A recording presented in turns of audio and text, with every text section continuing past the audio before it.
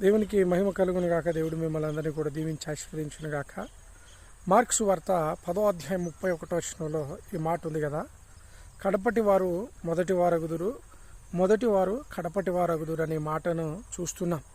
నేను ఎందుకు ఈ మాటను మీ ముందు చెప్తున్నానంటే, ప్రభునందు ప్రియమైనటువంటి వర్లరా, చాలామంది ఈరోజు సంఘాల్లో లేదంటే ఎక్కడైనా సభల్లో ఏం చేస్తున్నారు తెలుసా, కొంతమందికి ప్రాముఖ్యమైనటువంటి స్థానాన్ని ఇస్తూ మొదటి యొక్క రోలో కూర్చోబెడుతున్నారు.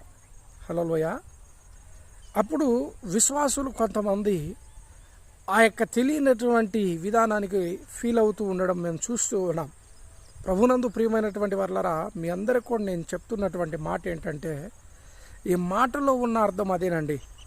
మీరు మనుషులు వారికి ప్రథమ స్థానం ఇచ్చారు, వీరికి ప్రథమ స్థానం ఇచ్చారు. అయ్యో, మేము సేవలో ఇన్ని సంవత్సరాల నుండి ఉన్నామే, పరిచర్యలో ఇన్ని సంవత్సరాల నుండి ఉన్నామే, సంఘానికి నేను ఇన్ని సంవత్సరాల నుండి వస్తున్నానని మీరు ఫెయిల్ అవ్వద్దండి.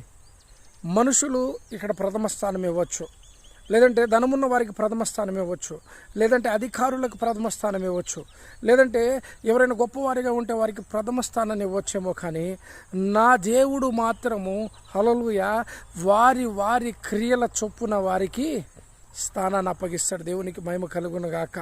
నేను ఎందుకు ఈ మాట చెప్తున్నానంటే, ప్రభునందు ప్రియమైనటువంటి వర్లారా, యేసు ప్రభు ఉపమానాన్ని చెబుతూ ఒక ఉపమానాన్ని ఇలా చెప్పాడు. ఏమని చెప్పాడు? ఒక తోటలో పనివారిని పంపించాడు. హల్లెలూయా. అక్కడ గమనిస్తే మీరు మొట్టమొదటిగా వెళ్ళిన వారికి అదే నాణ్యాన్ని ఇచ్చాడు. హల్లెలూయా. అందరికంటే చివర ఇంకా కొద్ది నిమిషాల్లో పని ముగించబడుతుందనగా కూడా వెళ్ళిన వారికి కూడా అదే నాణ్యాన్ని ఇచ్చాడు. దేవునికి మహిమ కలుగును గాక. ఈరోజు నువ్వు స్థానాన్ని కోరుకోవద్దు, లేదంటే ఈరోజు నీకు స్థానం రాలేదని కూడా నువ్వు బాధపడవద్దు. దేవునికి మహిమ కలుగును గాక. హల్లెలూయా. మొదటి వారికి వచ్చినా కడపట వారికి వచ్చినా నా దేవుడు నీకు ఇవ్వవలసిన ఫలాన్ని నీకు ఖచ్చితంగా అనుగ్రహిస్తాడు. ఒకవేళ నువ్వు స్థానాన్ని కోరుకున్న వాడివే అయితే దయచేసి ఈ మాటలు విని నీలో ఉన్నటువంటి ఆ యొక్క దుర్బుద్ధిని నీలో నుండి తీసివేయి. కొంతమంది సేవకులు కూడా కొంతమందికి స్థానాలు అప్పగించడానికే పుట్టినట్టున్నారు.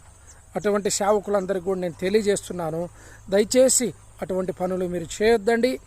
ఆత్మీయంగా ఉన్న వారిని మీరు ఘనపరచండి. దేవునికి మహిమ కలుగునుగా. క్రీస్తు కొరకు ప్రయాసపడుతున్న వారిని గుర్తెరిగి హల్లెలూయా వారిని దేవుని నామం ఎదుట సాక్షులుగా నిలబెట్టండి. దేవుడు మిమ్మల్ని అందరినీ కూడా దీవించునుగాక. God bless you all.